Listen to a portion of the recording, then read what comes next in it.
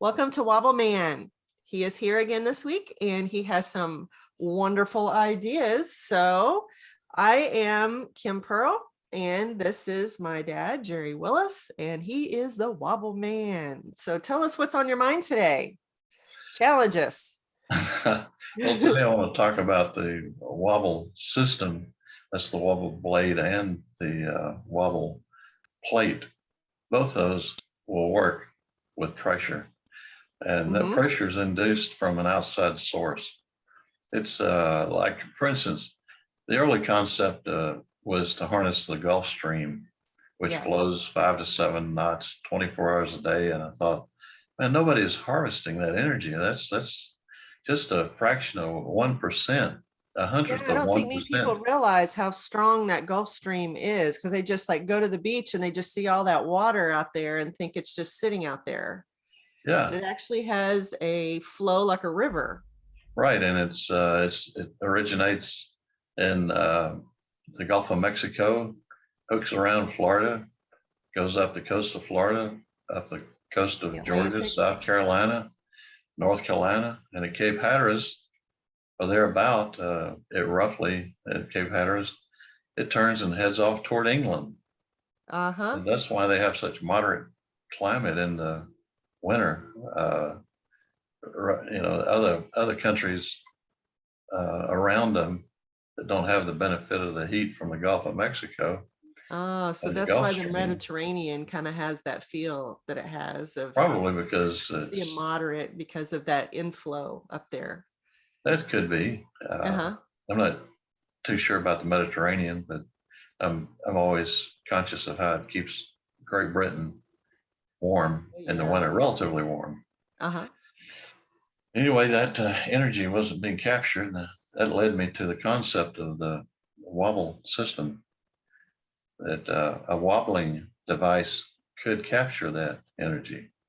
And that could be placed on barges that are anchored in the Gulf Stream, and they would sit there and generate energy, and an underwater cable could take that energy, like electricity, as a matter of fact, could take that back to a land-based distribution center for the utilities. Another concept is to use that electricity that's generated to make hydrogen on board the barge, and then ship the hydrogen to be used as fuel for automobiles or trucks or ships. So that was another concept. Yeah, there are many ideas with this thing. It gets almost unmanageable thinking about the possibilities. So why would you say hydrogen? Because you've heard of the hydrogen powered cars. Oh yeah. Have you? Okay, hydrogen powered vehicles. They're pretty much an experimental basis right now, but hydrogen is looked at today as a fuel of the future. So we could actually produce hydrogen using the energy from the Gulf Stream, or just a very, very small amount. I mean, we're talking a hundredth of 1% of the energy in the Gulf Stream could be used to make hydrogen or electricity, and the sea cable can take that electricity back to the land to be distributed in the utility system, just like they do with solar and wind today. Oh yeah. Okay. That's one concept. Another concept was to take and then I moved on to, I started thinking about the massive steam turbines in electric power plants and how they don't let the steam get below 300 psi at 300 degrees. The reason for that is it'll tear up their turbine if they get any condensate at all. Condensate is water, liquid, inside the turbine case. It'll tear up the turbine blades. So they keep the temperature and the pressure up. When it comes off, the Wobble system could be sitting there, and the steam could actually flow off through the Wobble system and generate even more electricity, which would in turn create carbon credits, because now that existing facility generating electricity is making more electricity. That additional electricity is known as carbon credits, as well as it's an excess electricity that could be sold to the consumer, meaning that a power plant, generally, this is a rough number, they use 15% of their own power just to run their own motors and lights. So take 100%, you subtract 15% off the bat, you're down to 85%. It could be sold to So I the have this question distribution then. centers. So Yeah. we don't hear about this in the general public about how much energy we lose. I mean, we learn about that in school when we learn about energy, about how there's this in this conservation of energy and the conversion of energy, there's energy loss in that conversion process. And we don't ever hear a lot about how much we actually lose. We just hear, oh yeah, we lose some. But apparently it sounds like a lot if you're talking about that kind of a temperature of water that's got to come back down and the time it takes and all that steam for it to be able to, for it to be regulated so it doesn't tear up machinery. Or even when I think of cooling towers at nuclear plants, those things are so huge. And when they put off that steam from cooling the reactor, it forms big old clouds in the atmosphere of like, it's just energy that's just released without being harnessed in any way. So we just build these big, beautiful towers, and it seems like you could put a wobble inside of the cooling tower. And as the steam goes up through there, it could also torque it. And as it goes into the atmosphere. Well, it's an interesting concept, but the beauty is that you don't have to have the wobble system in the tower. You can have it as an auxiliary piece of equipment at the end of the turbine. So you can that let you that could pressure get even more down. energy off of it. Yeah, because when you let pressure down on steam, the temperature goes down. So instead of running that steam off and into the cooling chamber, which you don't know about this, but I've worked in the nuclear business, so I'm aware of this. Yeah. They have what they call a steam chest. That's where the steam comes off of the turbine in a nuclear power plant, goes into this chest. Now this chest is as big as a small building because there's a lot of steam going in there. Wow. But the cooling water from the tower goes through that chest also. That's a big heat exchanger. That cooling water gets the steam cooled down and then returns to the cooling tower. And that's where you see the plumes of steam going up because they're cooling down that cooling water. Yeah. So that's how that works. Fascinating, because if we're looking at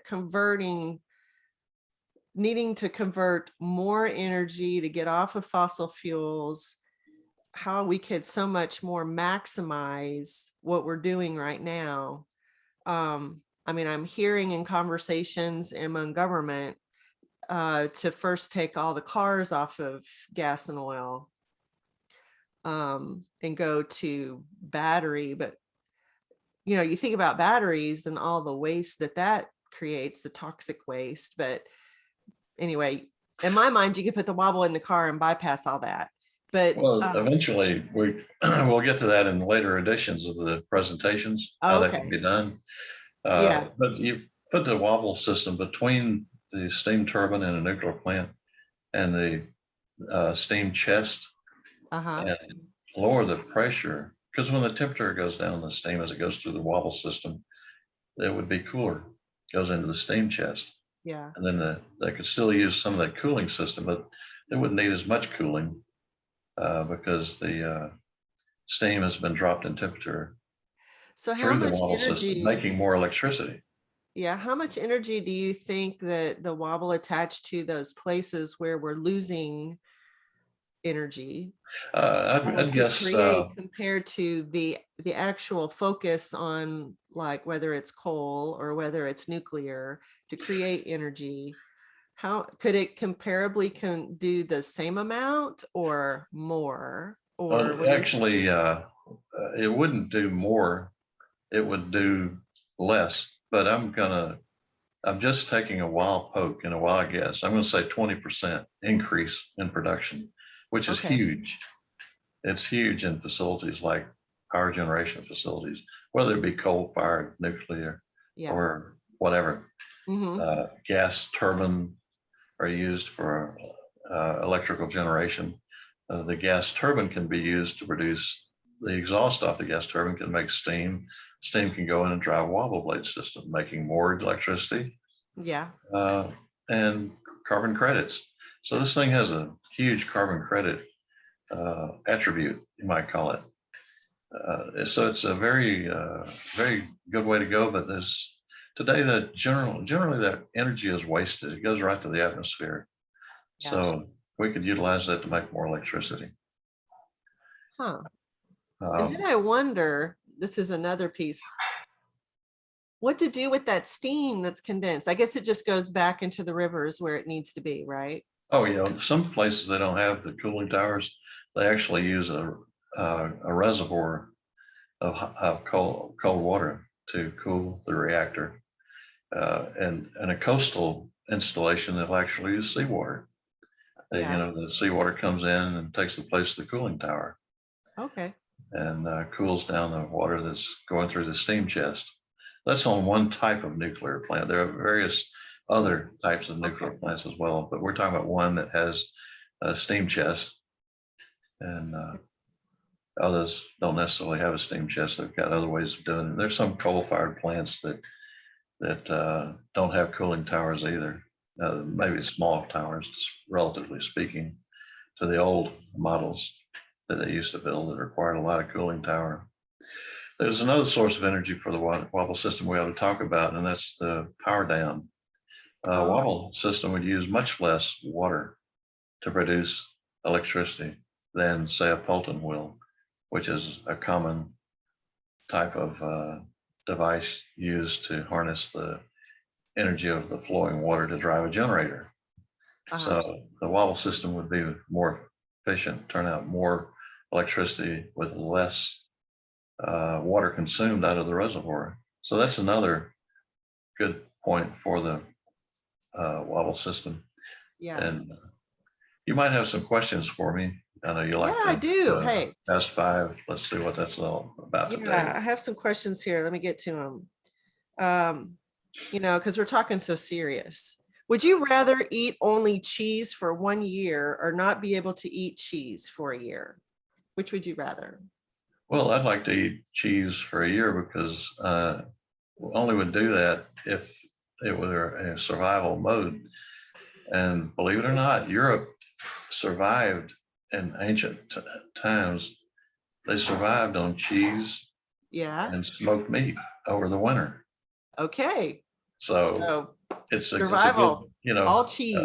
Well, I'd have a little bit of smoked meat to go with it. Yeah. And there you bread. go. And so here's another one. Would you rather talk like Yoda or breathe like Darth Vader for the rest of your life? I think I'd like to talk like Yoda rather than that heavy breathing. Heavy breathing's too much energy. Well, the Yoda's kind of philosophical, Yeah, the heavy breathing sounds sinister just to hear it. No sinister stuff going on here. Okay, would you rather have Pogo Sticks as your arms or as your legs? Legs. Easy. Hop around. Right. I don't know. Do your legs currently feel like they could be Pogo Sticks? Pretty much. Yeah. Yeah. The Pogo Sticks. You see, with a Pogo Stick, I've been on those before. You don't have to bounce full. Compression. You can do partial. Little bunny hops. Yeah. There you go. Okay. Here's a final one. Would you rather be a clown who distracts the bull or the cowboy who rides on the bull? I watched rodeo yesterday for a while. It was very interesting, and I saw the guys that actually take care of the bull after the rodeo.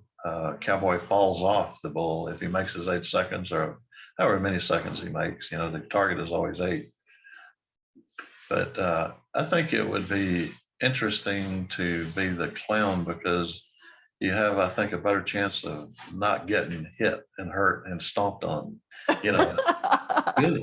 few of those guys yesterday, actually, the bulls, their hooves hit their body, but of course they rolled off. But sometimes you hear of a bull rider getting in serious trouble because of the, the horns or the hooves. Yeah. So it's a little more dangerous than I want to live, Yeah. It's being a just a really cowboy on them. interesting occupation. We buy our, in fact, Kathy's found a source for our meats that is he's actually a rodeo cowboy that rides in rodeos, Oh, but okay. they have a farm and we have our meats, instead of going to the grocery market and buying it, we find we get really, really high quality meats by buying it directly from the farmer. And they Huh. deliver too, so that's another beautiful thing. Okay. If you order it, and a week or so later, you get that load of meat. Like, you can buy anything from a whole cow to just pieces and parts, and we just buy pieces and parts. Yeah. Two people have no business of having a whole cow in the freezer. I mean, if you got That's a the way they family, do it around here in Missouri. well, sure, for a Share a family, cow. for a family, it's wonderful, but just two people, I know it's it's just two of you. So, yeah. right. Okay. Well, it's been great on this visit today, and we'll see what you have for next time. If you guys have any questions, hey, reach out. Contact information is in the discussion section of this YouTube page, and you can reach out directly and email the Wobbleman, Jerry Willis. So thanks, and until next time, wobble on.